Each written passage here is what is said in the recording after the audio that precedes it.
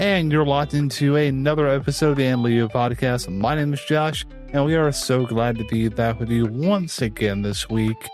And it's been another busy week. It's we finished the home project. We got that fireplace fixture. We'll put a few pictures up there to kind of show you now that it's all done and pretty and beautiful. And fall has been teasing us. The pumpkin spice is back on the menu for all you Starbucks aficionados. The leaves are changing. It's getting a little bit colder, which makes it, running and walking that I do daily a lot better. Got to get those steps in. But before we get too far into it, if you haven't already, go ahead and click like on the video, subscribe if you are not already subscribed, and click the bell for notifications so that you are notified every time that we post a new video. And one thing that I had been really on about, it's kind of that session, TikTok. Again, majority of us have it. We're on it. We scroll endlessly. But music talk and book talk have been some of the most utilized features that both Beck and I have used. Music talk is finding a lot of the new artists that I'm following today. Before that, if you were to ask me, hey, what new artist are you listening to? I couldn't tell you. I don't know who's hot, who's not, nowadays, especially in Generation Z, now even into Generation Alpha. I just can't tell you. But Becca has used a lot of the book talk to get her book recommendations. I mean, yes, a lot of my For You page is book talk related. Yeah, I find a lot of good reviews and things. I'll save a lot of them, honestly, because I'm like, I like the recommendations. Maybe I'll come back to this later. Probably won't, but I save them anyway. So, yeah. And then my TikTok, my For You page is just a hodgepodge of everything, basically. Is people getting their comeuppance when they're just acting a fool, basically. It's different type of cooking videos. It's music talk. And sometimes, like, my personal page even recommends, like, the shorts that I've uploaded for Hallelujah, which is interesting.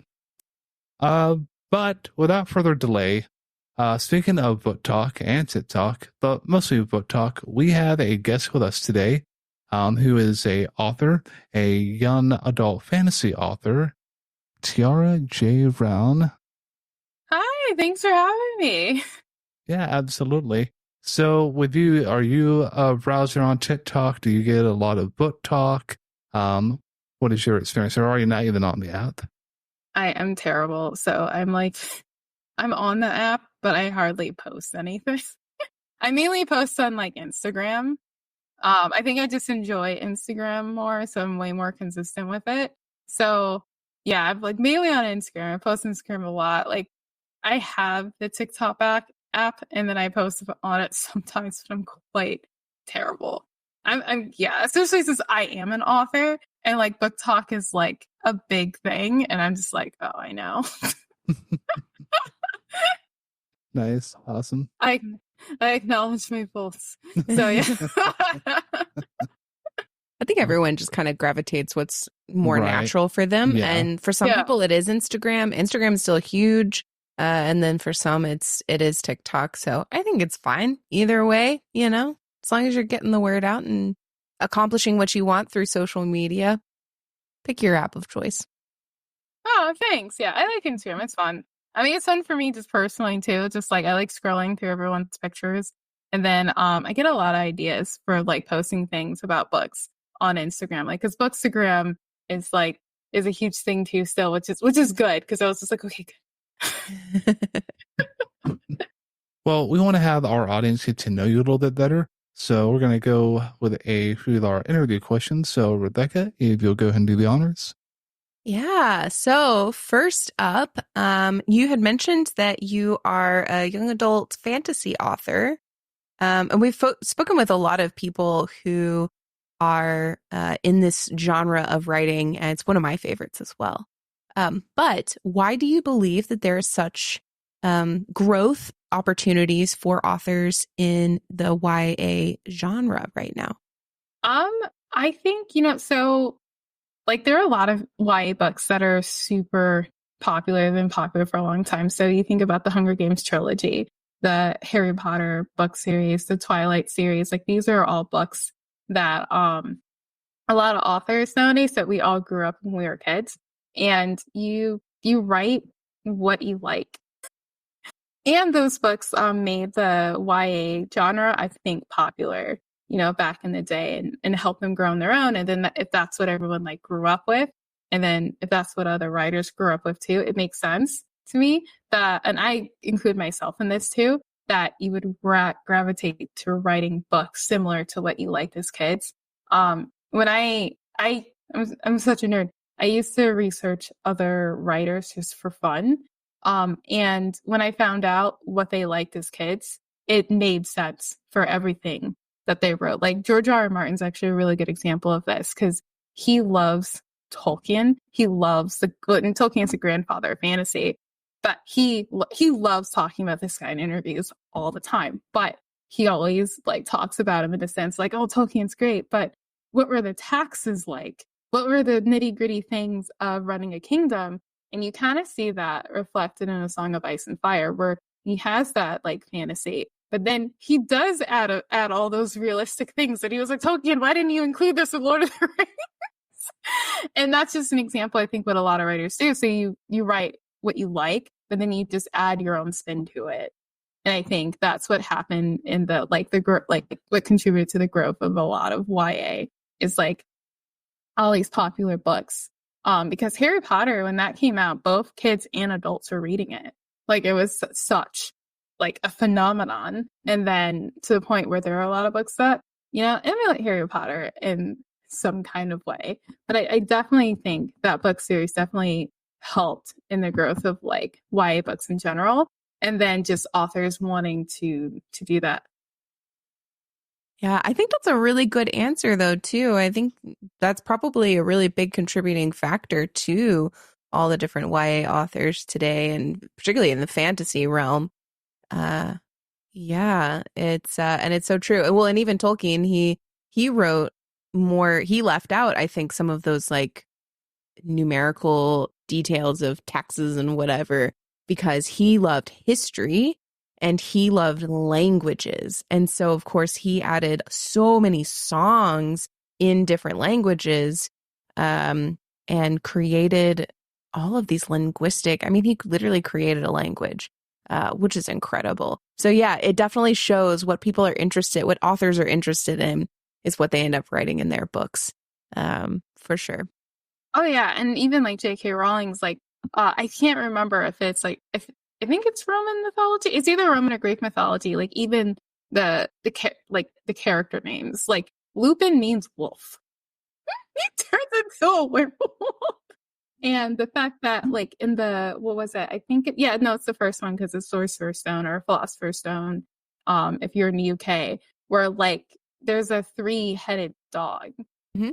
Cerberus. That's Greek. Yeah, that's right out of Greek mythology. Yeah. Literally is the 3-headed dog's name. Yeah.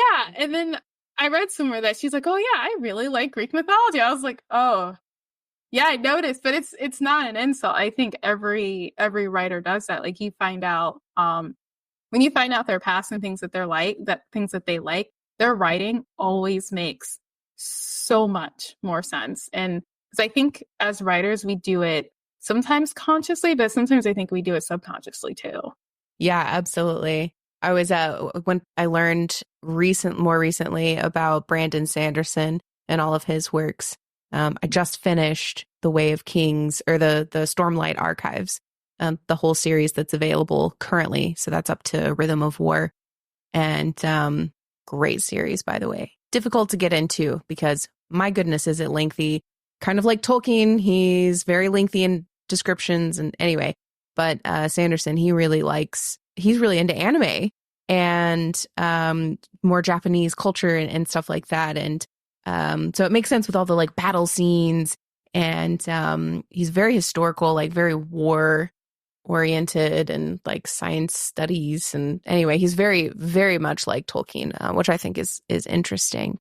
And I love his books. So yeah, I've just started the Mistborn trilogy or Mistborn series there too. So, and Brandon Sanderson, he is the one that has done He Who Fights with Monsters, right? That is incorrect. Okay. Yes, that's not Brandon Sanderson. All right, sorry. That is Travis Deverell, also known as Shirtaloon. Oh, that's right. That's who wrote He Who Fights with Monsters, or is currently writing it. Okay, I have to apologize to Elizabeth. I messaged her on Instagram. She's like, "Yeah, what do we get some good Brandon Sanderson lists?" And I promptly typed, "He Who Fights with Monsters." It's a great book, but it is not Brandon Sanderson. That's so funny. Moving on, I guess, with our questions, we talked a little bit before about you being a Christian. So we were just wondering how your faith and values impact your writing. The big thing about being a Christian is that it impacts your overall worldview, right? So the book I wrote, The Tales of Alexandria Secular Colossus, which is right here. It's not Christian fantasy. So it's not Narnia. I love Narnia. But it's not Narnia, but having a Christian worldview just impacts everything. Like, what is love? Like, what is evil? I love writing family dynamics, whether it's adopted families, blood-related families, and found families. And with just having that worldview of like, what is love? Like, what is evil? It impacts how I view the bad guy, how the bad guy moves. Like the villain, the main antagonist in my book, he twists the truth, right? He takes the truth and twists it so it becomes a lie, and he's very manipulative and deceptive that way. And then you have the main character and her parents and stuff like that. And her parents aren't perfect, so they make decisions that I was like, maybe not that, but they are doing the best they can, and they have their own traumas, but they would literally like die for their family, like no questions asked. But, we see that in the form of Jesus Christ, right? So like Jesus so loved the world that he literally died for us. So what greater love is that? So it definitely just impacts everything that translates into the book, like having love, caring for people, the dangers of lying, like the dangers of sin and it coming back to bite us. Like there are characters, a lot of characters in my book lie. The bad guy lies, but then some of the good people lie too, because they're like, oh, I'm lying to protect you. But it still comes back with like consequences because it's still deception. Even if you have the best intentions, deception, well, it's destructive. It's literally like the truth will set you free. And it's also like what's in the dark will always come into the light, which is also very biblical. But a lot of the times when you hide the truth, even if you think of it as, protecting someone, you're really hurting them in the long run, and it will come out. But when you're not honest, it always comes out in the worst way possible. Which I think is true in storytelling, and I think it's true to life too. And also very relatable, but yeah, it definitely impacts just my overall worldview of like how I see the world and the things I value, and also just certain moralities, and like for example, like the dangers of greed. I said the dangers of lying, sacrificial love, like having free will and the ability to make our own choices, whether good or bad, like all of that's impacted by my faith, and therefore it impacts my storytelling. Yeah, absolutely. I like what you said in the very beginning of having a biblical worldview. It's just because it truly is a lens that we see everything through, right? Yeah, it comes out in your writing. It comes out in talking with people. It's just it's a major part of who we are. So like, of course it will show up in your writing. That's really neat. So tell us a little bit then about your writing process. I know you mentioned a lot focusing on like family and how that's really important to you, and others' values, but do you focus on the characters first or the world building, or what are the different aspects that you kind of hone in first and then build from there? So the first thing I do is think about like, okay, what type am I trying to tell? You know, so I was just like, what's like very broad, because it a lot of times it like changes as you go on or as you add details and characterization, but just like a broad overview, like what type of story, even if it's just like I'm going to tell a fantasy adventure, all right, what's my beginning and end? So I do think about like the ending just so I know where I'm going. A lot of times before I even start it, but that doesn't mean the ending doesn't change. Sometimes it does. And then from there, I add, and I was like, all right, what type of characters do I want? And then that's when I really start fleshing out the story, because when you have characters, you have their personalities, their wants, their fears. There's in storytelling, there's like the lie or the disbelief. I know we're gonna talk about Tangled later. And it's like an example of that is like Rapunzel thinks that like, oh, like the world is super dangerous, but like, you know, that's a disbelief. And then, you know, she has her own self-discovery and discovers the world and it's not as scary as she thought. So a lot of characters like have like the lie that they overcome, and that very much impacts the story. And then that through the storyline helps me flesh everything out. And I do try to keep world building in mind when I'm doing all of that. But then after I have that, like I have like a skeleton and a little bit of muscle if we compare it to human anatomy. Then I add world building last, which gives me like the muscle and it makes a book become alive and real. And then that's when I go into just like, what society do we have? What's the status quo? What are the traditions? What do we believe in? Like, how does this impact the character's decisions? And with that still comes editing, because you want everything to be consistent and make sense. So sometimes with world building, okay, the character wouldn't do that. Let me edit this. Let me do that, which just is going to happen as a part of the editing process. But for world building, that's when I add, like, I get down to the nitty gritty detail. So it is the last thing I add, but you still want to make sure everything makes sense, because during that stage, I also start enlisting beta readers. And beta readers are people that like read your book before you really like start like the whole editing process, just to see if people just like it. And if you get really good beta readers, they'll tell you if the world building makes sense or not make sense. I'm a bit of an underwriter, so that just means sometimes I don't add enough detail, which is why I'm happy for beta readers, because they're like, what? And I was like, oh, yeah, oops, I should explain that more. It makes sense in my head because I can like see the story in my head. And then yeah, all of that for me, the world building happens primarily in the editing process. And again, as I'm writing the story, I do keep it in mind. I just go into like details and like tighten it and flush it out more in the editing process. Wonderful. Yeah, that's a great overview of process of story making in general. Yeah, that's awesome. So you mentioned one of the books, I think it was the Lock. Is that right? The Locket. I was really close. So that's one of the books. Are there any other books and projects that you're working on? Oh, the Locket is book 1 in a trilogy. I'm currently working on book 2 right now. So like in book 1, it's okay if I say a synopsis of like what book 1 is about. Yeah. So book 1, it's a YA book, and it's about a 15-year-old girl named Alex, and she's telekinetic. And she lives underground with her family, and they also have other psychic powers. No one can tell the future, though, girls. That would spoil the story for the characters. And they live underground, physically underground, during an on-again, off-again war between their kind and magical sorcerers.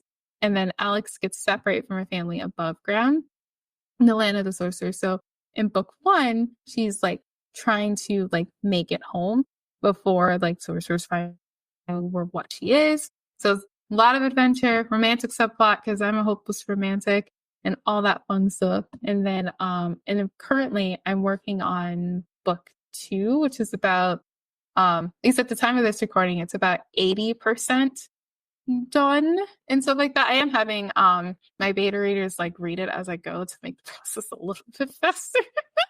And then because I'm in the process of really just like editing it, because most of the book is pretty much written. I'm just like that last stretch of like all this editing before I enlist the help of like paid editors.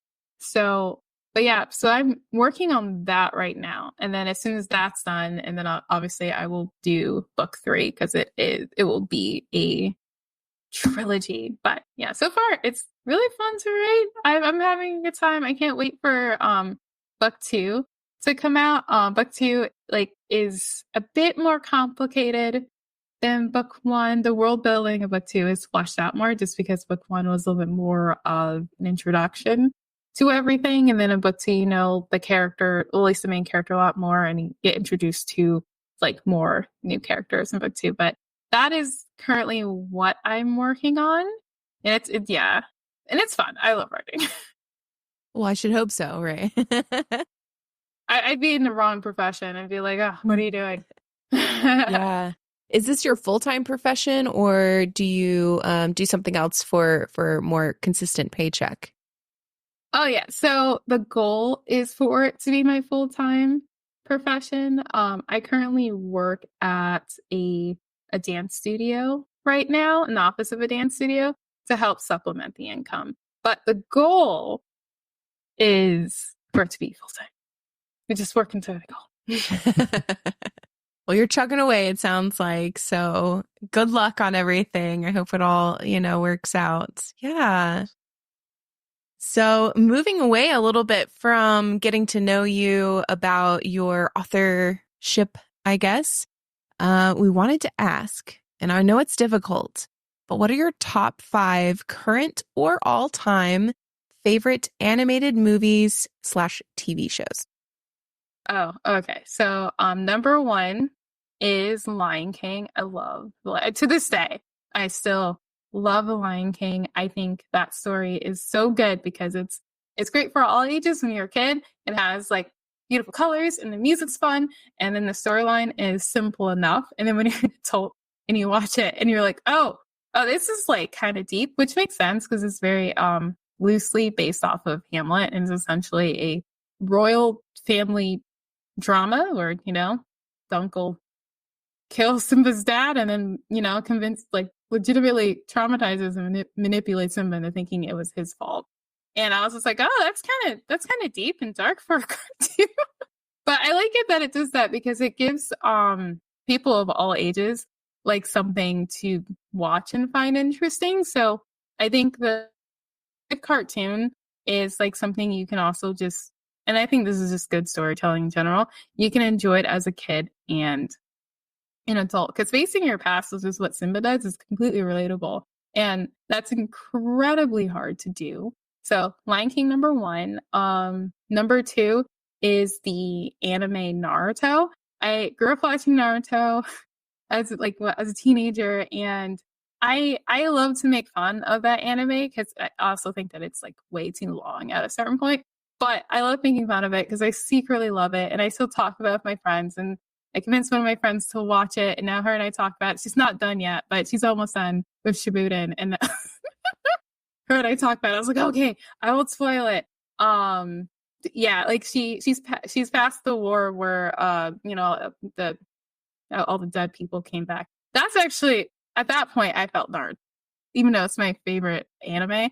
I thought it was getting too long. I was like, I just wanted to see Naruto and Sasuke punch each other. We've been building up to this, and I was like, okay, now we have this war going on. It was a very long build up. I would agree. Right? Yeah, good but long. Yeah. And then so that's number 2. I would say Mulan, the Disney's cartoon movie Mulan is 3rd. 4th is the newer anime, My Happy Marriage. I really like that anime. It reminds me of, right? It reminds me of Cinderella / Beauty and the Beast / it's supernatural people with powers. I was just like, what is happening here? But somehow it all works. Somehow I was just like, I remember watching the pilot episode, and I was just like, oh, because Netflix recommended it. I was like, sure, I'll I'll watch this. And it was so sad. Like this poor girl is Cinderella. And I was just like, what am I watching right now? But I had to keep watching it. And then I was like, oh, okay. You do find love and you get away from your abusive family. That's good. That's good. Your family sucks. I'm sorry. And then, and then I would say number 5 is the Canadian cartoon Braceface. I loved that kid. Yeah, or that show. As a kid, right? I loved Braceface. And I think I rewatched a few episodes a couple years ago because I was like, oh, this is still good. I remember before ABC Family became Freeform, there were a lot of like Canadian TV shows that were on there. Braceface was one of them. I think there was one called The Kids in Room 402. 16. I remember that show. Yeah. I used to like that too. Yeah. So a lot of good ones from our neighbors of the north. All right. Well, let's go ahead and get into our discussion. As Tiara mentioned earlier, we are going to be talking about Disney's Tangled. And I was doing a little bit of research. So this came out in 2010. So this was a year right before I graduated college. And it was the first, or I would say, original Disney princess movie, aside from Princess and the Frog that came out a year earlier. Aside from that, it was the first original Disney princess movie with original music, original songs, since the Disney Renaissance era that ended with Mulan in the late 90s. After that, there wasn't any like traditional princess movie or princess and prince movie. They were working on stuff like Chicken Little, Home on the Range, Lilo and Stitch was a big one. And then we coming back to the fairy tale classics again: Princess and the Frog, Tangled. Rapunzel. Tangled is the movie title. And as Rebecca and I were watching this the other night, just a lot of stuff had come out that we had thought about before, but never really explored. And just how much like manipulation, deceit, and just hiding of the truth that there is. So what I want to go ahead and do is, before we get really into it, I want to go ahead and hear just overall short thoughts. Keep it to under 5 minutes. Rebecca, I want you to go first if you like your overall general thoughts on the movie. Oh, that's a bit daunting. Only 5 minutes? Or under. Or under. I'm kidding. We'll go into a lot more detail later throughout our conversation. Overall, just about the story in general, I loved it. I thought it was back to the classics. Josh, kind of like you were saying, it has that just classic Disney princess feel. It felt a lot like, what were the 2 movies I said yesterday? Beauty and the Beast was one of them. And what was the other one? I don't remember. I wish I could remember. Anyway, but it was a mashup of those 2 movies. They were both Disney movies, if I remember right. And so it's just it's a great movie. Great. It's a lot about deception and lies and manipulation on the part of Mother Gothel, and how Rapunzel really fights through that and becomes her own person and learns about more who she is. Yeah, absolutely. And it's also about like finding your belonging and finding your place. And that is where the character of Flynn Rider, played by Zachary Levi, comes in. And yeah, he's awesome. Yeah, because he's a thief, he's always getting the upper hand, even along with his 2 cronies that help him swipe the crown from the land of Corona. And you're right, Mother Gothel is she just gaslight all day, every day. And I don't know of anybody who could put up with that long term, but there are people who do, because a person who gaslights you, they're conniving in the way they do it. And usually they always want to play the victim, which Mother Gothel in a scene says, oh, listen, now they're doing all this, they're bringing all this up. Now you've made me exhausted. I'm like, oh, wow, you are a piece of work. You were saying that how could someone stay in that situation? Well, the point is they're being manipulated, and so they can't see what's really happening. I mean, think about, too, how many women stay in abusive relationships, or men for that matter. Emotionally abusive relationships. You want to love the other person. You do love them, but they continue to hurt you, and you think, well, they'll change. Well, it'll be different. Well, it's just because, and you make all these excuses. And a lot of times you need some sort of catalyst to help get you out. And for Rapunzel, obviously, it was Flynn coming in and disrupting her life and her having the dream of going to see the floating lights. It's that's the only love, or it's not really love. Rapunzel thinks it's love. That's the only person she's ever interacted with. Like, I'm sure she thinks the gaslighting is normal because Mother Gothel isolated her from everyone. And that's normally what abusers also just do. But for Rapunzel, I would feel like it's just, you really sense it because she was stolen when she was a baby. So she literally knows nothing else. So this is her normal. So I think for her, like, it's like, oh, that's just how life is. And this is what a relationship is.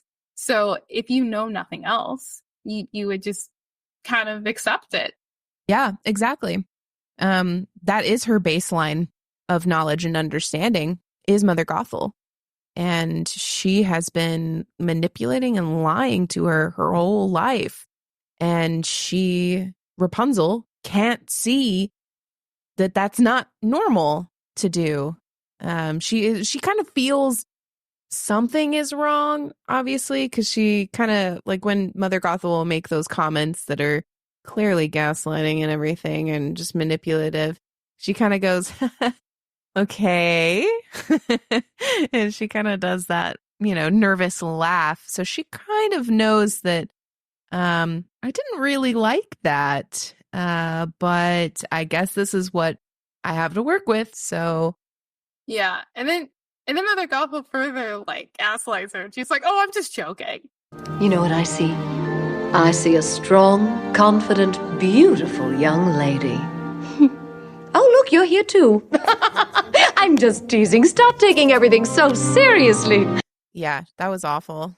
So seriously, or the victim mentality, like, oh, you're like, Mother knows best. She says multiple times, like, oh, you'll just upset me. Yeah, that whole song. Mm.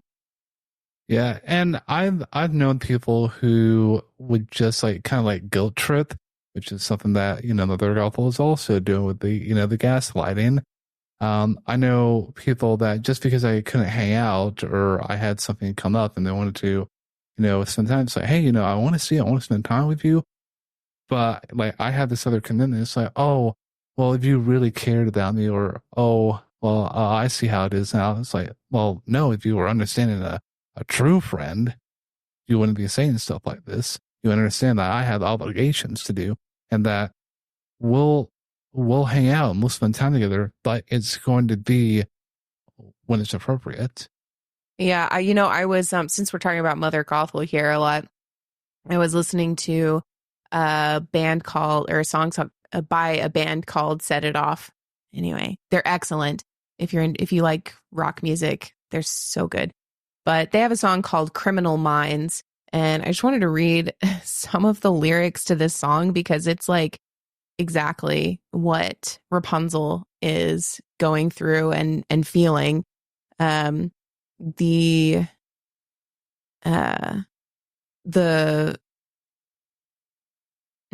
give me a second. Chorus. Ooh, that just really escapes me. The chorus says, criminal minds try to cloud up your thinking, but they're tough to identify, and they cut with precision, these criminal minds, oh my.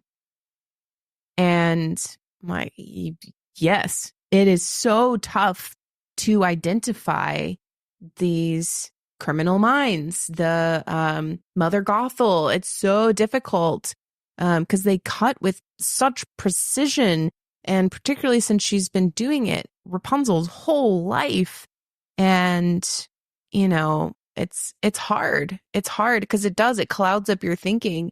You're seeing the world differently in under that manipulation. There's so many other things in that song that fit perfectly with the situation for Rapunzel. So if you're interested, I would recommend taking a look at it. But yeah, it's a bad situation for Rapunzel. I'm glad she got out. That's what makes a good story, though, right? Yeah, we love stories like that, like the hero's journey and just like overcoming, and I think a good villain, it makes a story all the better, because I think part of what makes Tangled such a good story too is that I can't think of a villain that's like Mother Gothel, right? So you have like Scar, who like sings like a whole Nazi song essentially, and like and Scar's kind of a jerk. Like there were moments looking at it, I was like, Mufasa, like there are signs. Like, how do not trust this person, right? And then even like the classic Disney movies like Maleficent, who is just like represented herself as evil from the start. I feel like Mother Gothel is a lot more subtle. Like we call her Mother Gothel. And which is like an oxymoron, because like, you know, when you think of your mother or your mom, you think of someone who's nurturing, who loves you. And, you know, I think that goes to like just the manipulation of Mother Gothel too, of she's presenting herself as someone who is like, I love you, Rapunzel. And like the first time I ever watched Tangled, obviously she's a bad person. Like we saw her kidnap Rapunzel from the start. But there are just moments I was like, oh, has she like given some like affection towards Rapunzel, which is, you know, she's manipulating the audience too. But then we see the gaslighting. There, she interchanges like Rapunzel's name with flower to like remind us like, no. She sees her as a flower to keep her young, and she doesn't really love her. She loves what she could do for her, and that's not really love. Flynn shows, I think, Rapunzel like love for the first time. And she also shows it to him too, where they, at the end of the movie, they were like, no, I will die for you. I will sacrifice myself for you, which is real love. It's not like, oh, I love what you can do for me. And it's like, no, that's not love. That's not, no.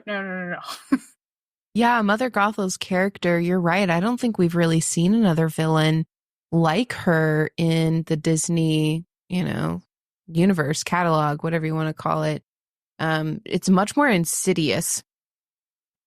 And I think it's really important too that they made a character like that, because so many people, I think, in this world are going through situations like that. Maybe not exactly like that, but they have people in their lives that perhaps they saw for the first time what this person is actually doing to them through the character of Mother Gothel, and perhaps started to bring some awareness to what that actually looks like and the end result of that kind of a relationship and person in your life. Oh yeah, because like Mother Gothel, like, I mean, they did a really good job with I would say the psychology of her, of like just how she like tears like Rapunzel down, which makes sense why she would do that, because she's just like, no, I have to like hide you and use my powers for me, which is again not very much the opposite of love. Let me like terrify you so I can like, you know, use your powers and hide you away, and you'll like never leave this tower. But yeah, just how she like makes her so fearful, and a loving parent, what a loving parent would do is like they prepare you for the world, not completely terrify you from it.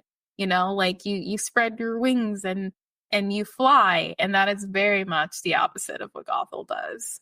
But there are some parents out there that try to shield, you know, their children from, you know, the outside world. Like, especially if you grow up with like very strict conservative Christian parents. I know that like there's like, and it was all for my benefit. It was like nothing insidious. The boundaries that helped and shaped and mold you, to walk in in a way that is pleasing to God in that context. But with Mother Gothel, it's very much a kind of like a one-sided. Yeah, she does a few things for Rapunzel, but it's very much like, hey, as long as you have this magic hair, you sing the incantation, as long as I get something out of it, that's fine with me. And sadly, there's a lot of relationships, I think, with what either of you were saying, that, hey, as long as I'm in this relationship, it benefits me, as long as you can do something that benefits me and I don't have to give anything, then that's fine. And it's not. I mean, it drains the other person. They're just giving. They're just taking. Which is exactly the relationship model that unfortunately Gothel has with Rapunzel. And Rapunzel knows that there is a world outside of what her mother has contrived or the imagery that she has painted, because she sees the floating lights or the stars of what she thinks they are. And these are the lanterns that are put out in hopes. Let me back up. These are the lanterns that are put out by the Kingdom of the Corona, because Rapunzel has been missing for 18 years in hopes that they will be bringing back the lost princess, which is her. And she has a dream to see the floating lights, which is another thing that we'll get onto, which is chasing and pursuing and following and making your dreams come true. Just to have some happy notes here. Yeah, so just having a whole episode on deceit, lies, and gaslighting. I was feeling it too. I was like, we've spent a lot of time on Mother Gothel. Maybe we should talk about the happier elements. No, that's fair. She's just like a good villain that you can really analyze her. You can. Absolutely. Yeah, and speaking of dreams, going back to Rapunzel wants to see, the floating lights. And when she meets up with Flynn, she takes his satchel and they make a pact. I'll take you to see the floating lights, and in return, you'll give me back my satchel. Now, the conversation doesn't go quite as smoothly. Again, there's very much having to force Flynn to do this. Then we get to the bar scene, which is kind of out of left field in this movie, I feel like, especially with a name like the Snuggly Duckling. That's what makes it great, though. AKA Zaxby's in our house. Yes. That started with my brother. He loved this movie when it came out. I don't know, he was like 5 at the time or something like that. And so my dad started calling Zaxby's the Snuggly Duckling. And it stuck with Josh and I. That's cute. Yeah. But in the bar scene, we have the song "I've Got a Dream," and you have these ruffians and thugs. It's playing like these, dreams like, this guy wants to be a florist. This guy's into mining. This guy wants to be a concert pianist. And Vladimir collects ceramic unicorns. But Flynn's dreams at the time are very, self-centered. Just wants to be on an island surrounded by a lot of money. And enormous piles of money. Yeah. But just wanting all his own needs taken care of. And Rapunzel just wants to see the floating lights. A very simple, very wholesome dream. And I think we have a lot of those. Like, we want to better ourselves. We want to further in our careers. We want to be a full-time author.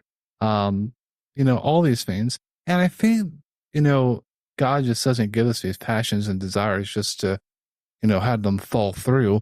I mean, they may not come to fruition. They may come to fruition in a different way. But concerning dreams, Rebecca, can you give us, like, what does God really want us to, have dreams? This kind of goes back to a question that we had on the podcast a little further back a few weeks ago. And the question, does God want us to be happy? kind of going in that, can you kind of reiterate that point from the last time we talked and kind of inserting like dreams into that? Yeah. I mean, yeah. The question about does God want us to be happy, or is his only goal for us to be happy? No, I don't think his only goal for us is to be happy. That is not our sole purpose in life. Of course, he takes delight in our joy and being happy, and I think those are all important things in life. For dreams, I think, I'm thinking back to, I think it's a psalm where it says, God will give you the desires of your heart. And doing study on that verse, it really is talking about when you love God and when you are invested in that relationship. Of course, he gives you the desires of your heart because you become more like him. Right. And that just happens in relationship, right? That the more time you spend with someone you love, you end up looking a lot more like them or acting, their mannerisms and stuff like that. And so your desires ultimately become aligned with God's desires, therefore making them sort of come true. So the more time you spend in that. We had an interesting conversation last night, Josh and I did, about this idea of career versus calling that I thought was really interesting and like a part of dreams. Because I don't know about you, Tiara, but my whole life I believed that your calling was your career, and that, or rather your career was your calling, and that you have to have this like perfect thing that you do for a job, and that is what you do. You are what you do for a job. And I think that's a very American view of career. But the Bible actually talks about career and calling being pretty distinctly different. There's a career of, well, how do you make money? How do you support yourself? There are earthly rewards only. And then a calling is more focused on earthly rewards. How are you advancing the kingdom of God? Those kinds of things. And you can put those together, certainly, but they are, the qualities are different. I agree. I think it's a bit of a jackpot if you are able to align them. Then I think that is the dream for a lot of people. But it's perfectly okay to, and I will say, like, it's perfectly okay to have a career, and it's just like, this is how I provide for myself. I will say, don't have a career that you hate, though. Be miserable because you spend so much time doing it. But it's totally okay to have like a career in which your career sometimes funds your calling. And there were people in the Bible that did that, where like, this is what I do. I make money to fund me going around and preaching the gospel. and that's completely okay. I will say, like, don't have a career that you hate, because you will be absolutely miserable doing that. And I think it is very American too, to think like we are like what we do. I've worked with a lot of people that like felt that way. And I think to an extent at some point I felt that way too. But then I started breaking from that when I started writing, and writing became more of a thing. So I used to work in audiobooks, and it was okay. Like, I did it for money. I have to support myself. And then, I was writing my first book.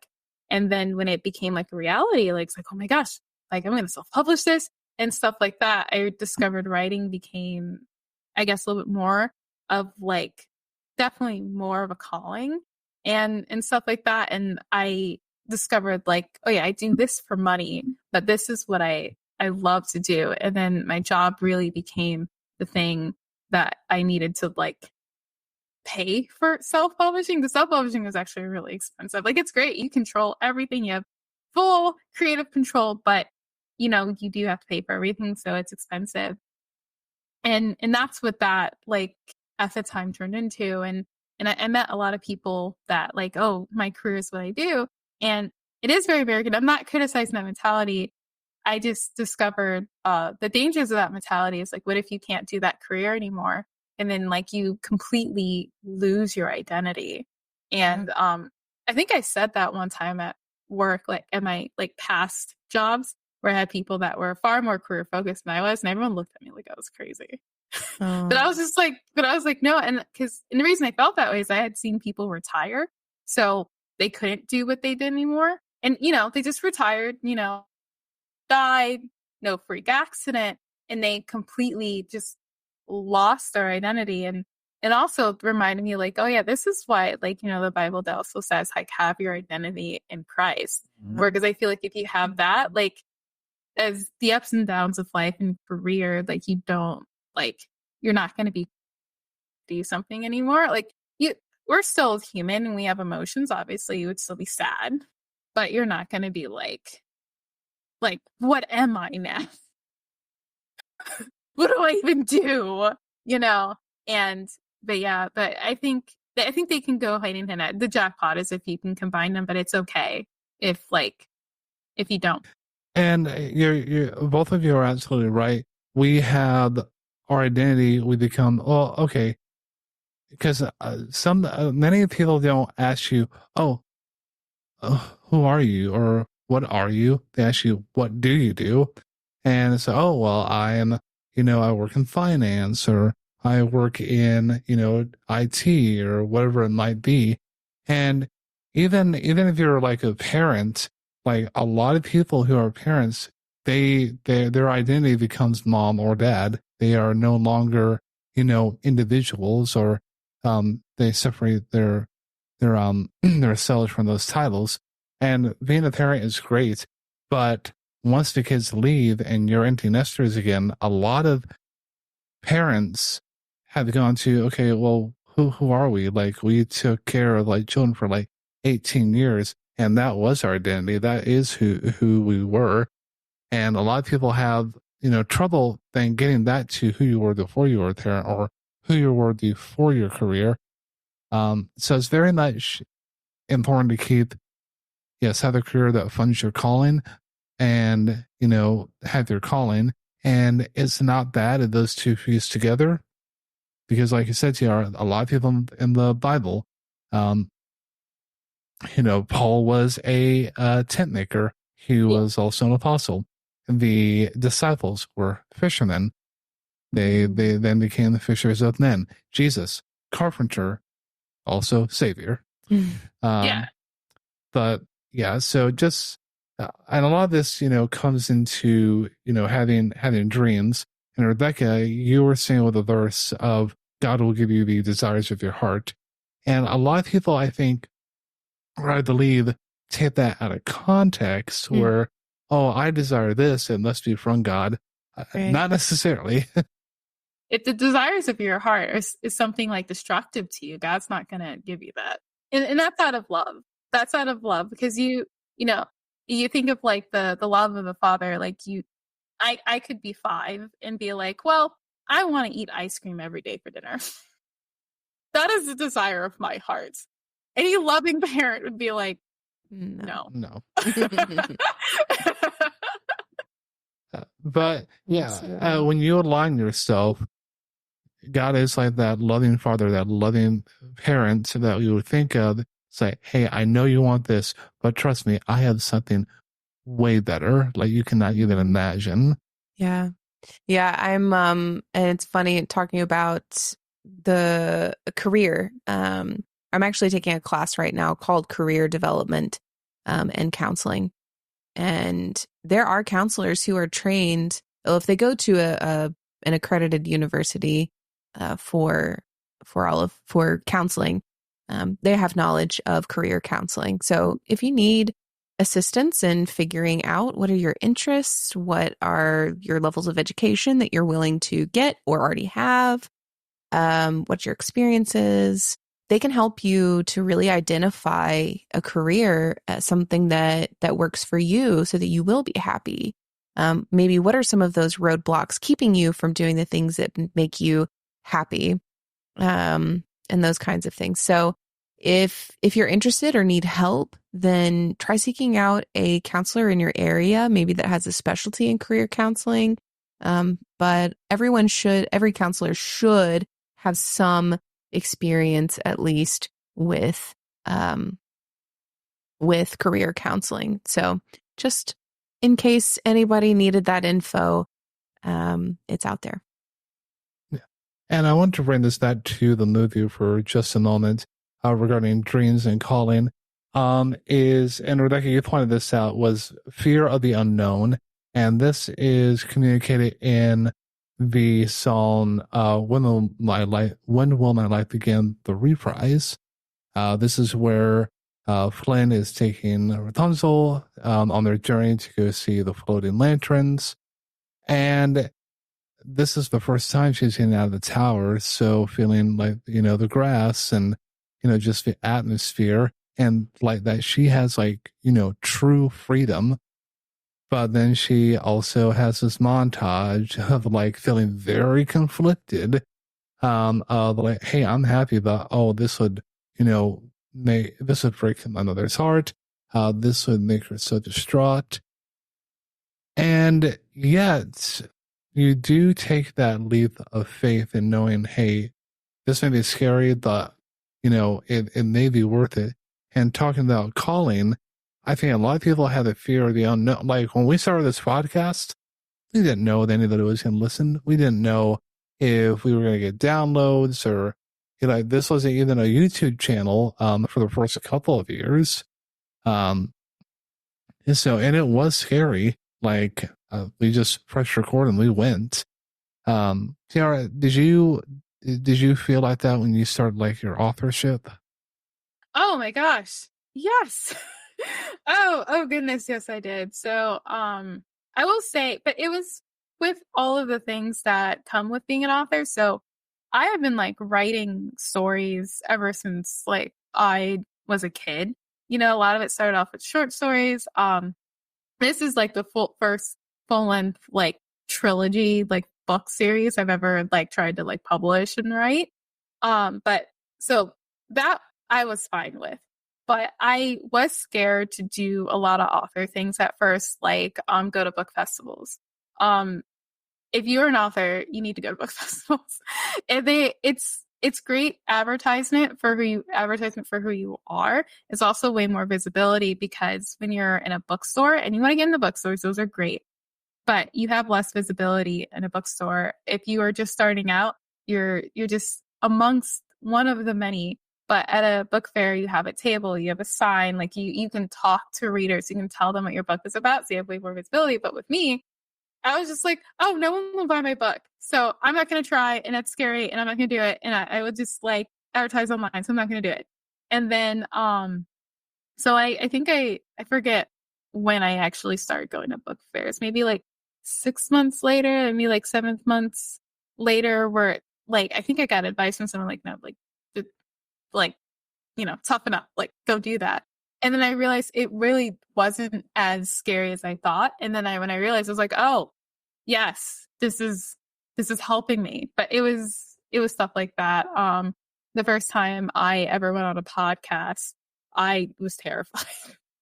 I was like, I was terrified. I was like, oh no, my voice is gonna sound awful. Like, I just so many things in my head, and it's like just stepping out in faith, and then you realize it's not that bad, and some things are still really scary, but then you do it, the more you get comfortable with it, and then you learn how to navigate or perfect at what you're doing as you go. But no, I was just, there were just things that I was just like, oh, I can't do that.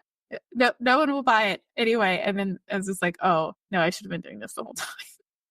Yeah, I think that's like the exact progression of what Rapunzel goes through, right? She's like, from what I heard from your story, Tiara, was that you felt imprisoned in your own mind of all of your fears and your doubts and all of those things that were inside of you. keeping you captive, just like Rapunzel was captive in her tower by all of the lies and manipulations that Mother Gothel was telling her. But then when she took that step of faith and she got out of the tower, things started to become easier. They were difficult at first. She kept going back and forth and like, oh my gosh, what have I done? And then this is amazing. And we do that in our own minds too.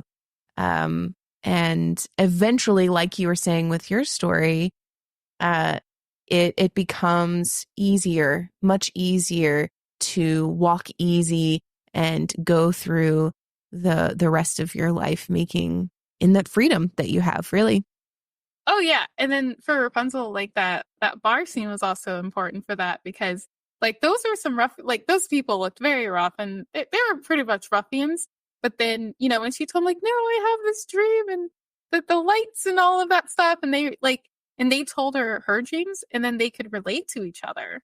And then she's like, oh, okay, maybe these people aren't that bad. They look scary, but they seem pretty cool. Oh, what? They're pointing to how Planet I can escape? Great. These people aren't that bad. And I think that was like her thing too, to solidify was like, oh, okay, maybe this isn't so scary. Maybe this isn't so bad, because I think she was still kind of freaked out until like all of that happened, because they went into like that tavern, and then Flynn's trying to scare her to come back, and then she looks very, very uneasy, and then she realizes her own inner bravery too, with like them trying to get away and all of that stuff happening, but also just like, oh, these people have dreams like me and they're not that bad. Okay.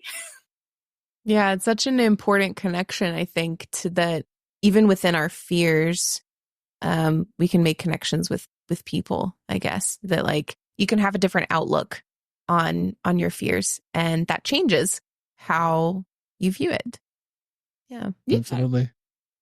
So speaking of, Rapunzel, communicating her dreams, let's get to that fruition where she goes to the city of Corona. She is, or the kingdom of Corona, and she participates in like this festival that's going on. So there's a lot of dancing, crafts. These group of girls like tie her hair in this beautiful braid of flowers. It's a great montage. It is. It looks so fun. Yeah, like that festival. Look, I was like, I want to jump in the screen. I just be there. Exactly. And up to when Rapunzel gets to the kingdom of Corona, she's starting to see like through all the lies and the deception that Mother Gothel is seeing. So, okay, well, people aren't bad. Ruffians aren't that bad. We actually have more in common than we think. And just weeding through all kind of like the lies. And that made us think of the verse in 1 Corinthians. So, Rebecca, if you want to go ahead and read that for us. First. 1 Corinthians 13:12 says, "For now we see through a glass darkly, but then face to face. Now I know in part, but then I shall know even as also I am known." People most of the times that can be a little bit difficult to digest because it doesn't quite flow like you think a normal sentence would. But essentially what Paul is saying here is that we see through a glass dimly lit, sometimes is what that verse will say. And it's difficult to see, right? It's hard to see the kingdom of heaven and what it's going to be like. But then at some point, we will be face to face with God. We will be face to face with truth himself. And we will know in fullness, and we will be known and feel that we are known, and we will know him. And it will be this beautiful partnership, I guess, and a knowing of one another. And I think this verse relates to, how Rapunzel sees through that glass darkly lit or dimly lit. She sees the lies, but then she begins to discover the truth. And her story. She begins to see the light, quite literally in the song. And now I see the light. And it's like the fog is lifted. Yes, it's like the fog has lifted. So yeah, it's like describing that process. Very much so. And another verse that comes to mind that I'll read here is John 8:32. It's like, the fog being lifted. It's like this weight is being lifted off. So in John 8:32, and you'll know the truth, and the truth will set you free. So going through this journey, breaking free of the chains of deception and lies from another Gothel is now allowing Rapunzel to grow into her own person, into, see and, get a new outlook on life and be enlightened through all of this. I think it's important too with that verse that you just put up there, Josh. So many people quote this verse, and that's fantastic because the truth will set you free. I think it's important to remember, though, that in the context of that verse is that, and the preceding verse, is that the truth here is Jesus. Jesus is the only one who will set you free. Of course, little t truth is also setting you free. It does set you free too. But yeah, Jesus is big T truth. Yes, that's true. And then in the case of Rapunzel, it's like the literal, I guess, in her case, it's the literal truth too. But, that's when she discovers who she is. She discovers that the lie that Gothel says. And she's just like, oh my gosh, like this world is great. She discovers what Gothel is towards the end. I guess it's jumping ahead a little bit, where she has her epiphany being like, no, you're a terrible person. You're a manipulator. And she discovers, who we are. And, with Jesus being the truth, I feel like we do discover like who we were meant to be through him. Just like Rapunzel discovers like she is the princess, she discovers who she was meant to be, and like the lies and the gaslighting of Gothel was like keeping her from that. And you can relate to sin. Like sin is keeping us from like who we were meant to be. I love that the kingdom of Corona's symbol for the kingdom is a sun. And you could even quite literally say that this is the sun, like Jesus is the sun. And that is how Rapunzel has her revelation. The colors of the kingdom too are not only that golden sun, but purple, which is a symbol of majesty and sort of this like royal priesthood, if you will. And so it all kind of goes together. I think to me, it speaks a lot of Jesus. I don't know if that was the intent, but to me, it does. No, it definitely does. Like, I find that, I know we're mainly talking about Tangled, but like, I've seen that in a lot of storytelling and in general, that I think people don't realize, whether they're like Christian or not, how much the Christian faith has impacted storytelling. Like, I feel like you do see religious imagery, especially like Christianity, in a lot of stories, even if it's not a Christian story. Like, it doesn't have to be Narnia. Like, you not an animation, but you see it in Harry Potter. Harry Potter like literally dies to protect his family, to protect everyone at Hogwarts towards the end, spoiler alert. And like, why do we love stories like that? Like, it comes back to Christianity, it comes back to Jesus, where it's just like Jesus died for our sins, and sacrificial love. And then I guess jumping ahead a little bit, is like we see that with, again, like Rapunzel and Flynn, like towards the end, and that's when I think Rapunzel actually learns what real love is. Yeah, that sacrificial love. Flynn cares more about her being safe than he does about living. And how beautiful, though, that you find that even though, her hair gets cut at the end and the powers go away, but she finds that it's inside of her still. And just like Holy Spirit lives inside of us, and she's able to share that life then with Flynn, and he gets to continue living, which is fantastic. Yes. Yeah. I will say it was kind of cool. Disney did give her a cute little haircut. I wish I could do that. Just take a knife and just my hair is just like, oh, look, it's magically looks. That's the thing Disney and cartoons in general do. And you're like, no, it would not actually look like that, No. but whatever. Now let's hit. So kind of like discussed our main themes. So I want to hand the floor to both of you to kind of cover any other interesting like moments or topics that you want to make sure that we hit upon within this episode. So either of you, whoever wants to go first. Like I know one thing that you want to touch on. You do? I'm not sure I do. What do I want to talk about? Maximus. Oh, yeah, but we haven't talked about the horse yet. So there are a couple of things. First of all, Rapunzel's hair is entirely impractical. And like it is so long and oh my goodness, what is she doing to not have split ends and just so much damage? I don't know. I guess that's the magic of the hair. Maybe it repairs itself. It would also be like really heavy too. Can you imagine like just the weight of like dragging that? Oh, like that. It'd be her head and neck must be so strong, right? I agree. Yeah, for sure. Yeah. The other thing that I wanted to talk about is Maximus or Max the horse. So we were watching this and Josh and I were chatting about the movie afterwards. And I looked over his shoulder and I was like, we have a Maximus horse. And I love this horse so much. Look at this guy. Oh,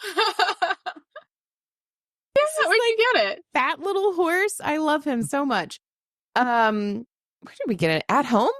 Yeah. Or Home Goods? Yeah. Nice. Yeah, one of those. One of those. I think it was Home Goods. Yeah, he was just sitting there. And I was like, oh my gosh, this horse is coming home with us. I don't know where we're going to put him, but I love this horse so much. He makes me so happy. And he looks so much like Maximus. And just like that horse, just like Maximus, he is the goat. He is. He is. Best of all time. Yeah. Yeah, he's fantastic. But yeah, Maximus is so funny because he acts like a dog a little bit and a lot like a person.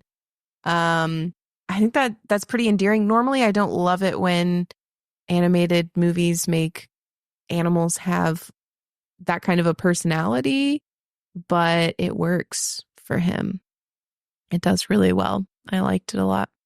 Yeah, no, it fits with the story. I think if you write something that fits or aligns with the story, it's way more acceptable, and stuff like that. And with Maximus being like a royal horse, it kind of makes sense where he's just like, no, I have to like, and I think that's why it works too, is just like he has clear motivations instead of like just being like a sidekick. Yeah, he's truly like a main character almost. He definitely has that energy. Yeah, because he's just like, no, like you, Flynn, you are a criminal. I need to like turn you in. Like this is my motivation. Like you were bad. Yeah. They put so much personality into this horse that does not talk at all. It's incredible.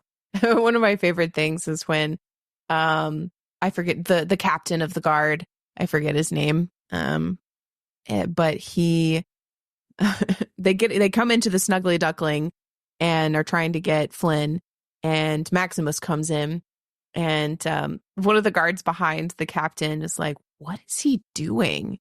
And the guard just like covers his mouth like, shh, no, he's gonna find it. Like he believes so much in this horse. It's funny. Like, I believe in you, horse. Mhm. Yeah. All right, Tiara, any other points that you want to make sure that we covered, or any element that you want to bring up? I would say there's a lot of the stars, or I get not the stars because Mother Gothel calls them the stars. The floating lanterns. I liked it in the movie that like it was that symbolism that was laced all the way through and kind of foreshadowing too, where the parents, were like, no, we're going to do this every year to bring her home. And it does. And I also like the thing of like never giving up hope. They lost their daughter for I think it's 18 years because it's her 18th birthday. And then it's heavily implied that Mother Gothel took Rapunzel like probably a couple of days after she was born, because I think she gets old like in days time. Like it takes her a short amount of time to like start aging again. And there's so much strength in that, like never giving up hope. And there's also a lot of strength in Rapunzel that she didn't know that she had. Like, Mother Gothel is obviously the villain, and Rapunzel discovers that, but it's hard to like stand up to people, especially this person that raised you. And I think that like that scene where Rapunzel like stands up to her, I'm sure like there's some part of Rapunzel that still loves her. Like, you did raise me, but I am also acknowledging that you are a bad person, that you're not my real parent. But like just how people and emotions work, I think that shows like a lot of strength, because like I said, like there's got to be some like your affection for someone doesn't just go away. But she still had the strength to be like, no, this isn't right. Like, this isn't okay. Like, what you did to me, like, And yeah, she has a lot of strength for that, because that's not an easy thing for anyone to do. Yeah, Rapunzel definitely does stand up to her, and like this topic of like when they see, the floating lights, and when she has, Flynn, trapped in her closet, another Gothel comes up. She's very excited to like show him and say, "Oh, I found another person," and she keeps pushing. Oh, come on! Enough of the lights, Rapunzel! You are not leaving this tower! Ever! Well, the truth comes out. Yeah, she said the quiet part out loud there. Well, there are so many more directions and so much more contained within Tangled that it is hard to fit it all into one episode. But unfortunately, that is all the time we have for this week. We want to thank Tiara again for being on our show. We encourage you to check out her book, The Locket, the first in her trilogy series. Tiara, for those of our listeners and viewers, if they want to follow you, keep up with what you're doing, where can they find you? Oh, yeah. So like I said earlier, I am very heavily on Instagram. So you can find me on Instagram at Tiara J Brown there. I have a Facebook group too. That's Tiara J Brown. If you Google like Tiara J Brown, like author on Facebook, I will, if anyone is in Dover, Ohio, I'll be at the Canaltown Book Festival.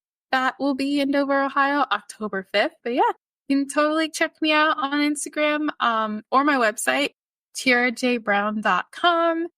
Join my newsletter, and then you'll see it's a monthly newsletter, so you'll see all the things I'm up to. And I also like to put in a newsletter a lot of like just book events or book theme events that happen. I've discovered there are a lot of things going around, and a lot of people don't know about them. So I was like, oh, do my newsletter. And I was just like, I post like, oh, hey, check out this thing. It could be fun. As well as just like, book news and all that fun stuff. That's awesome. Fantastic. Well, we want to thank all of you for watching, listening, whether you're doing this on YouTube or listening to us through one of your preferred podcast applications. And we also hope that we've encouraged, enlightened, and put a smile on your face, and perhaps had maybe recommended that you give Tangled a watch if you haven't seen it, or if it's been a while that you've watched it. But until